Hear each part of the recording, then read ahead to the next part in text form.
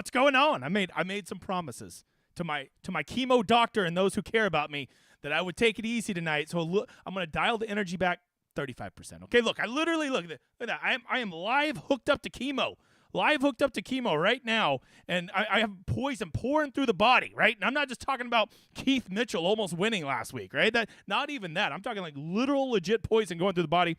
If you think to yourself, why would you do your stream on the same night as your chemo? First of all, quit fucking talking like that. Second of all, I got a big trip with the boys coming up in like 2 weeks. Me and the college football team are going to go, try to watch college football, to Mississippi, and you got to time your shit up, right? You got to time up being sick, because let me tell you, chemo makes you sick, and I want to feel good for my trip, so had to get it done today, but that doesn't mean I'm going to leave all my PGA tryhards out there hanging.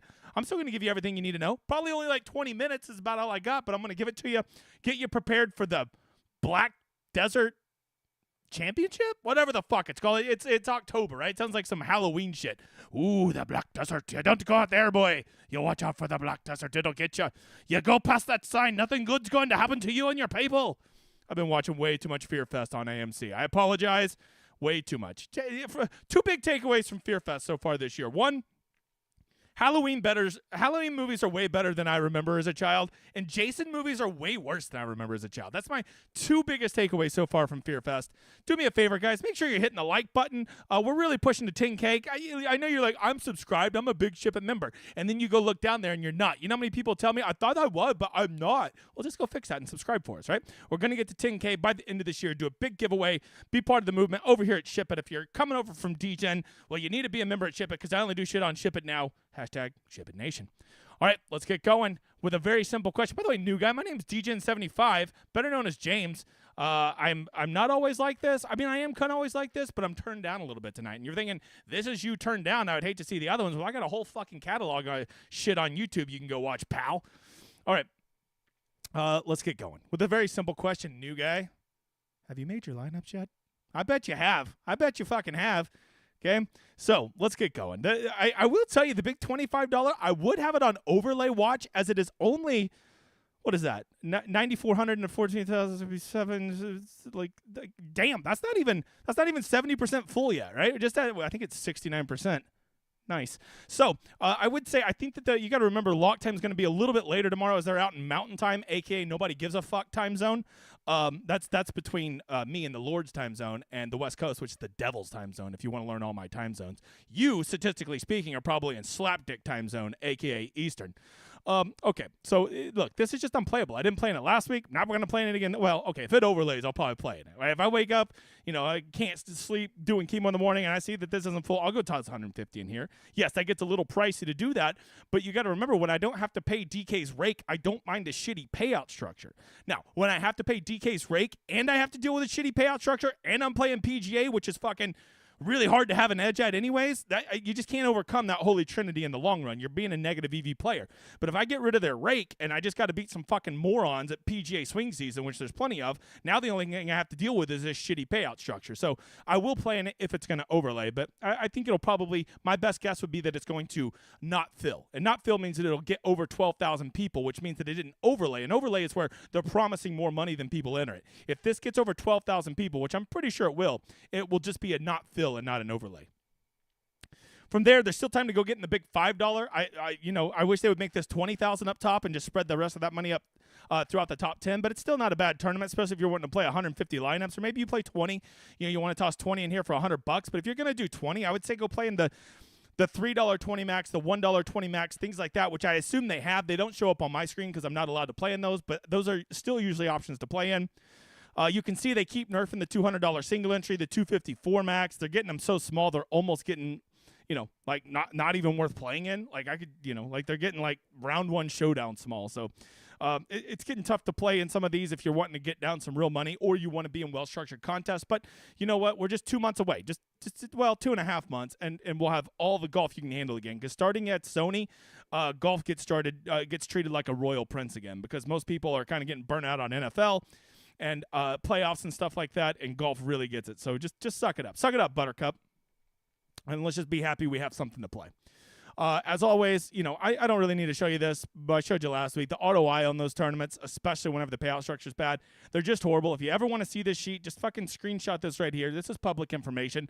Yes, I have a dude from my old website that tallies all of this. Same thing with the wave edges. Same things with the pivots. And 2025 rolls around, we get back into it. I'll be talking about all of those. We'll be doing it again specifically for the 2025 season. Just trying to give you numbers to look at that nobody else in the industry is, that I think are relevant to help you make good decisions and ultimately to become a sustainable player. That's the point of showing you this. I don't show you this to show you that you're always going to be a loser piece of shit if you play PGA DFS. I do this to show you that if you only play in the big tournament every week, you should expect to be a loser piece of shit. That's why I show you. I hope you're smart enough to understand that. All right, new guy, second question, chance at redemption. What is the first thing that we always check at PGA DFS? That's right, the weather. Good job, new guy. And if you don't know, they're down here in the southwest of Utah, okay, down in St. George's country, right? At Black Desert Golf Course, right? It's a golf course. It's very scary. That's why they were playing it in October. They were going to do it in November. Contractually had to move it. Make sure you're hitting the like over here. I see 56 likes. I see 92 people. That means roughly 36 donkey dicks today. And looking at the weather, I think I actually got some pretty hot takes on this weather. I already saw my dude Luke tweeting about the weather, which, you know me. You tweet about the weather at golf, that's the way to my soul. I love it, okay? Because it matters way more than people's stupid fucking picks and plays, right? Oh, I've got a feeling about old Bridgman this week, all right? The guy with a rejection name for a scary movie, old Bridgman. Okay, don't go over that bridge. It's October. You don't go over that fucking bridge. That's the thing with him. All right. Plus, Brennan Todd hangs out under that bridge, just eating little children. Very terrifying. Fortunately, he's not here this week. The children of St. George and Ivans, whatever, they should be safe. But here's the big thing about the weather, right? It's remarkably consistent. The mornings are cool and beautiful. It warms up throughout the day, and then every afternoon it's like, oh, have you heard about the afternoon winds? I'm really playing up this fucking Oktoberfest shit, aren't I? I'm just rolling with it, all right? I love Oktoberfest, Fearfest, I love it all, so we're just going to roll with it. And in Utah, they always tell the story in St. George's of the afternoon winds. Ooh. And they do. They come so consistently. Look at this. Thursday, looking, of course, at projections, you can see it's going to get pretty spicy Thursday afternoon. And do I want my guys out there on the course at that time? Guy in the back, do we? That's right. We don't. We don't want them out there during that time. So here's what I can tell you. Well, then I guess that we should play guys that are Thursday morning and Friday afternoon. Well, not so fast, my friend. If you go over here and you look, Friday afternoon, projections are not out for that. Part of the reason are so accurate is they don't try to project too far out. They tend to stick within a 36-hour window, and so they are not projecting Friday afternoon yet. So what we can do here is I'll go show you every single one of these. I tend to look at NAM every time I look at Friday afternoon, and you can see NAM has it getting a little bit of wind on Friday afternoon too. And you're like, yeah, but that's not as much as Thursday afternoon. Yeah, but look at NAM. NAM doesn't have Thursday afternoon that high either, right? So what you do is you can just go look at all of these. Let's look at every single one of the projections. And here's what I can tell you. Every single one of the projections that has Thursday afternoon getting spicy has Friday afternoon getting spicy too, right? Like Eric Cole, Monday, Wednesday, Friday is projecting no afternoon winds Thursday, but the same thing for Friday. But all these other ones, everyone that is projecting it to get spicy on Thursday is also expecting to get spicy on Friday. So here's what I can tell you. I would say that two lessons to remember here. First of all, I always go with the Thursday forecast over the Friday. So if you want to go Thursday AM, guys, which then would, of course, be Friday PM, because we're back to full fields, where if you play Thursday AM, you play Friday PM, and if you play Thursday PM, you play Friday AM. Typically speaking, historically speaking, we like Thursday PM and Friday AM and not have our guys out there trying to make the cut on a Friday afternoon. But if you think the winds are going to be worse Thursday afternoon, sure, go with the AM PM. But I think that that's being a little noobish, right? I think that you're being a little bit of a noob when you do that, because I do think that there's going to be winds both afternoons, right? And if there's going to be winds both afternoons, let me give you another slight strategy to consider here, right? It's called what fucking time they're out on the course, Bob, all right? It's called tee times. And right here, you can see these tee times are in Central, which they're going to be playing in Mountain. So they're really going to be going off an hour earlier than the time showing on my screen here, right? So Strillman, S.H. Kim, and Scott Gachowski, which that guy can throw some fucking darts. He'll piss you off with his putter, but man, that guy throws darts. Those are, though, going to be the first three guys out on the course, right, on hole number one. And you can see, and then on the back nine, Tway, Rio, and the Bridgeman, they all start 5 minutes later, right? And they're going to be out there at 7:40. So if you get out on the course by 7:40, you're going to have no problem getting off the course before those afternoon winds hit. Matter of fact, almost everybody in the morning is going to be that way. But what you really want to look at is go look at round 2, and let's go find those same groups. Because they were Thursday a.m., we now know that they're going to be Friday p.m. But if you really jerk off to tee times like me, and I know you're thinking to yourself, damn, dude, you already jerk off to weather. You already jerk off to ownership. Oh, I jerk off to tee times too, okay? When it comes to PGA DFS, the big guy's got a lot of kinks, all right? And if you don't know, the very first groups that go off on a Thursday morning are going to be the very first groups on the Friday afternoon. So if you look here, let's go find our group again. Strillman, SH Kim, Gucheski. Friday, they go off at 12:30 local time, remember? Okay, because they're an hour ahead. They're showing Central Time. So they'll be going off 12:30 local time because they're out in the Mountain Time Zone, a.k.a. nobody gives a shit time zone. All right? And so if they go off at 12:30 Friday, that means they're going to get their whole Thursday in, and that means that they're going to get 12, 1, 2, and it doesn't look like it picks up till 3. It looks like they'll get a good over half of their second round in. So maybe the answer is trying to play this wind edge is you could just go AM, PM, guys. Just guess that way. But I think another interesting little wrinkle is try to get the guys that go out the very, very earliest, either Friday or Thursday. It's going to be the same way because if they're the very earliest on one day, that means they'll be the very earliest on Thursday that next day. So if you really like CT Pan this week, the Panimal, Ben Griffin, any of those guys, they're going to be out there probably where they're going to get at least 27 to maybe 30 of their holes in before those afternoon winds pick up. Whereas on the contrary, let's go pick somebody in the worst. Let's go pick somebody who goes off really, really late. These guys, let's take Michael Bjornsson and Matt McCarthy and Peter Quest. He's on a quest not to suck. Those three guys, right? Their first round, they go off. They'll be at 9:30. They'll be finishing up their round right as those winds hit. So they'll probably be okay for round 1. But when we go find them for round 2, they're going to be going off real late. And look at that. Their round doesn't even start till 2:20 local time. They're basically going to be out there for those entire winds. So you could probably still 9 to 12 holes of not being in that afternoon wind simply by the time they tee off, by just being aware of what time their second round goes off. And you can see, just like I just did here, if you go off very late in the morning one day, you're going to go off very late in the afternoon the next day, and there's a chance you could catch some of those winds both days, but you'll certainly catch the bad of the afternoon winds that day you're out there. And my guess is those afternoon winds are probably going to be pretty bad both days, just looking at these forecasts, okay? If I had to, if you want to be traditional, right? You're old school. You only do missionary. I get it. I would probably lean slightly AM PM, but I think that's it's 2024, bro. Learn there's more than just missionary out there. Okay. All kinds of fun stuff that adults are doing these days. I was gonna say the kids are doing. That's a weird statement, so I'm glad I said adults. All right, moving on to ownership. Let's get going. I think I might go over 20 minutes tonight. Look at that, the pump of life. You're not even fucking phasing me with your poison, bitch. Okay, moving on. Keith Mitchell, all right?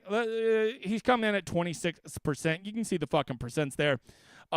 Matter of fact, here's what I'm going to do. I'm just going to go ahead and tell you, any golfer in this tournament over 20% is basically the same thing. So I'm just going to save myself some coloring. I'm going to save myself some head shaking.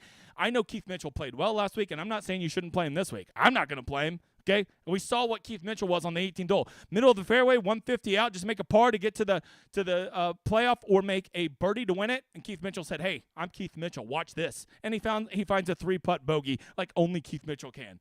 So, what can I say about old Chen Kim, Seamus Power, Fishburne, and Keith Mitchell? Well, that's pretty easy. All these guys are the definition of the man's donkey chalk, and we don't play donkey chalk.